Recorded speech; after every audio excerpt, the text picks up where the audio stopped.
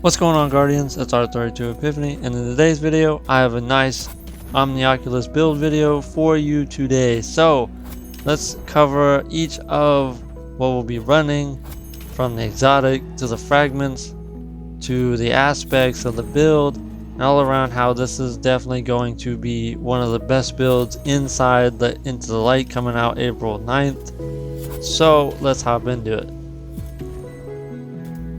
So starting out, we are for our exotic of choice, as shown on the thumbnail and everything. It is Omnioculus, and this is very good, highly used in GMs and stuff along the lines. It's definitely going to be a top choice in Into the Light with the Horde mode coming out. And so yeah, with the armor perk it has, it's called Beyond the Veil. So it says you gain a second smoke bomb charge and have damage resistance while invisible. When you make an ally invisible, they gain damage resistance while invisible, and you gain melee energy. And for our exotic weapon of choice for this build is the Monarch. Definitely an OG weapon from Black Armory days. And its intrinsic trait is called Poison Arrows. Arrows fired quickly after a full draw become poison arrows. Precision hits with poison arrows stun the combatant and spread poison to nearby ones. And it's very good against overloads. The reason I'm using this in particular is because of its catalyst, which states rapidly defeating targets triggers health regeneration. Guardians and powerful combatants count as more than one kill. So basically it has unrelenting on it, and that is very good when you pair it with what I'm about to show you in the fragments aspects and all that in the subclass. We'll be getting into that here in a second. So jumping into the subclass for our super, we will be using Deadfall. So it states tether foes to Void Anchor, weakening and suppressing them for you and your allies.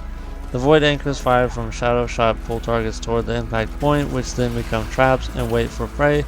Void Anchors have increased range and last longer.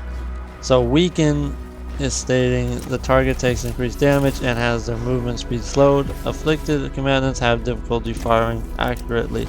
And Suppression is the target is taken out of any active ability and cannot activate any abilities or movement modes while Suppression persists. Afflicted combatants cannot fire their weapons. When suppressed, Overload champs are stunned as well. So that is the super. For our dodge, we have Gambler's Dodge. So when you do your dodge near enemies, it will recharge your melee ability. And obviously the only option is Snare Bomb, so it can weaken targets on detonation. For a grenade, this could be any grenade you want. I personally like Vortex Grenade to pull them in. So then now we're going to get into our aspects. So now we're going to get into our aspects that we use for this build. So for our first aspect, we're going to be using Vanishing Step, which is dodging makes you invisible, which is really nice and very helpful with this build, as you'll mainly be invisible most of the time. Then we're going to add with our second aspect is Trapper's Ambush, which states activate Quickfall to spin your melee charge and dive to the ground, creating a large smoke cloud on impact, which then dissipates. Targets caught in the cloud are weakened and allies are made invisible. Your smoke bomb makes nearby allies invisible when it attaches to nearby surfaces or targets. And next we'll be getting into our fragments. So for our first fragment, we'll be using Echo of Starvation, which states picking up a Void Breach or an Orb of Power grants Devour. Though it also gives you a -10 recovery, it's, regardless, it's still a very good thing. It just may have a con to it, which is perfectly fine. Then we have Echo of Leeching as our second Void fragment. Melee final blows start health regeneration for you and nearby allies. For our third fragment, we have Echo of Expulsion, which is Void ability. Final blows cause targets to explode. This is very nice to have to clear out ads. So when you throw your Vortex Grenade and it sucks them in, pause. You were gonna it's gonna take them out very easily. And then for our fourth and final fragment on this build, we have Echo Remnants, your lingering grenade effects. So Vortex Grenade, Void Wall, Void Spike, and Axiom Bolt have increased duration.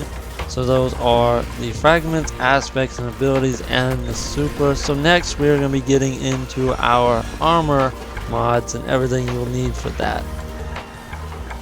So now we'll be getting into our armor mods for this build. So to start out on our helmet, we'll be running some ability just so we can get our dodge back quicker. So then we'll be running double ashes assets, which state gain bonus super energy on grenade kills. And then on next we'll have harmonic siphon, so rapidly defeating, next we'll have harmonic siphon, rapid void weapon, final blows, create an orb of power. So that'll go greatly with our Monarch. So there's that. Next we have on our gauntlets, we'll be running fastball. This is a personal mod that I like running because I like throwing my grenades farther. As you'll see in the gameplay, I should have a few clips where I throw my nade far across the map, which is something I like doing.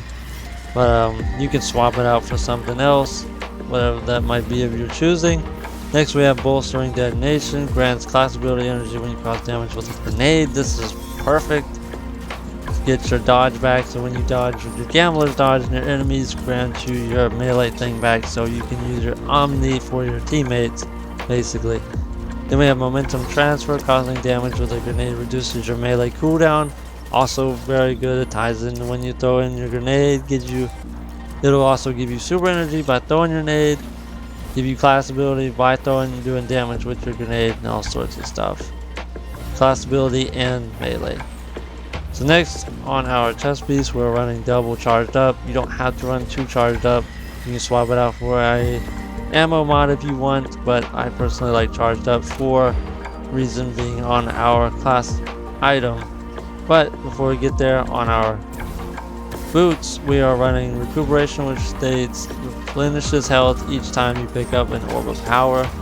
So we run one of those. Then we have invigoration, reduces melee cooldown each time you pick up an orb of power. And then stacks on stacks, picking up an orb of power grants you 1 additional stack of armor charge.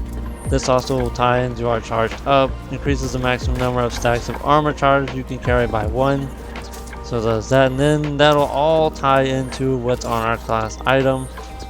So for our class item, we'll be running utility kickstart, which states when your class ability energy is fully expended, your armor charge is consumed and you gain class ability energy for each armor charge used. This is definitely one of my things I love using.